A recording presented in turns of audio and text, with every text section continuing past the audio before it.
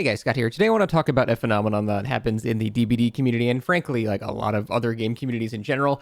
It is this whole cycle. I see this shit every single time there's a new killer. It's the cycle of a new killer gets added, the new killer is too strong, new killer gets way over nerfed, and then nobody plays a new killer anymore. This is something every single time there's a new killer. There are people saying this on Reddit, on Twitter, in comment sections on YouTube, and Twitch chats, everywhere. This conversation appears every single time. And I don't understand where this comes from. This is not true like anymore. This hasn't been true for a pretty long time. Like if we go look at, just recent killers to the game, Houndmaster was buffed after release. Dracula was buffed after release. Vecna was buffed after release. Unknown was buffed after release. Chucky, a bit more of a neutral because he had Scamper removed, but then his cooldown was drastically shortened, to which people eventually thought he was basically buffed after release. Then we have Singularity, who's buffed after release. Like, most of the killers have been buffed after they've come out.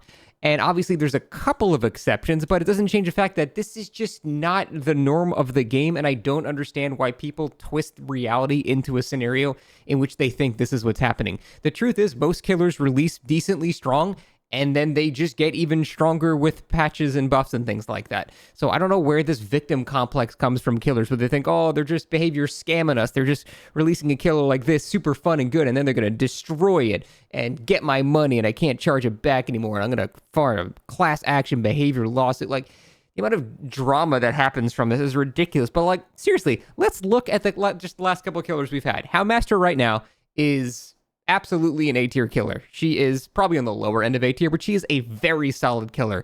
Dog has a 3-second cooldown. The dog vaults faster than survivors. Extremely good killer. Dracula, again, I think is like the 4th best killer in the game. Dracula is extremely strong. I think he's actually stronger than Spirit now. He's gotten much better.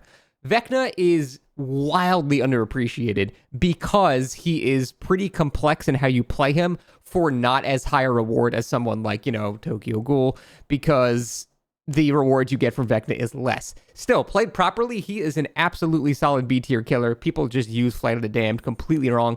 I'm thinking after hype dies down, I kind of want to get back into Vecna and become like a Vecna main, because he's super underappreciated for how consistently strong he can be. Again, he's not, approaching like Dracula or Ken or anything like that, but he's still a pretty solid killer.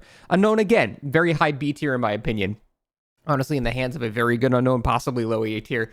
In the hands of me, it's a B tier, but Unknown, again, very solid killer. Like, none of these killers are bad in any way. There's always this like other mindset that behaviors like, why can't killers have a win for once? Why can't we have anything good? It's like, what are you talking about? Like, the last 3 killers have all been super fucking good, with the last 2 of them being like A tier. Like, seriously, you just want like blights every single release? That would just get ridiculous. Like, I don't know where this victim complex comes from on the killer side here, but it's so weird because, like, seriously, like out of the top 10, like 3 of them have been in the past 3 releases. It's just, we're getting good killers. Like, and yes, occasionally we get a neutering. Occasionally we get a skull merchanting of someone or a current Chucky of someone. But for the most part, the vast majority of things that killer has gotten over the years has been very good, not bad. So yeah, I just wanted to go over this whole like false cycle that people think exists in the game.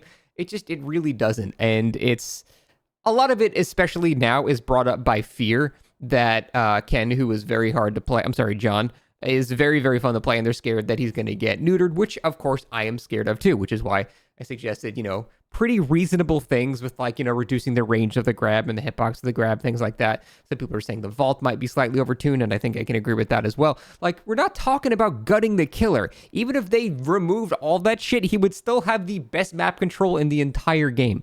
So he would still, even with all that, which we're not asking to do all of that, he would still be extremely good. So I know people are scared about him getting, gutted. And trust me, if they do gut him too, like if they remove the slide from him, which is the most fun part about him, I would be devastated. I would think that would be absolutely shitty. And yeah, I would be right there with everybody being super upset. But I just wanted to give a little just like PSA that what we've gotten in the past, the recent past, has been very solid. I do think that they are going to nerf this killer because I do think he needs a couple of tweaks. I'm not saying this killer needs to be gutted. I'm not saying, he's super broken or anything like that. Just there's a couple of things that are not quite fair that I think we can address. and it doesn't have to be super dramatic. That's really the end result of this entire conversation. Everyone is so dramatic about this stuff, and I just don't think there's any reason for it. There's no recent history that shows we should be, worried about it. The only thing that has come close to that is Chucky. And Chucky was not like this. Chucky was very annoyingly strong for like 90% of his lifespan. He only just recently got, pretty significantly nerfed. So even then, with that nerf, that one was pretty egregious. Still, most of his life, he was fine. So it's not like you're going to have to worry about this killer comes out and then 2 days later, he's useless. So hopefully I don't eat my words here. Hopefully Behavior does handle this nerf with tact and grace and doesn't, completely destroy them like Skull Merchant or something like that, because that would really be a shame, because this is the killer that I was asking for every time someone asked, what's the killer you want? Grappling hook killer, grappling hook killer. Every time it's what I asked for. We finally got it, but it's a little too strong right now. I think most people can agree it's a little too much. Even I've seen some wildly killer-sided people going, okay, this is a bit much.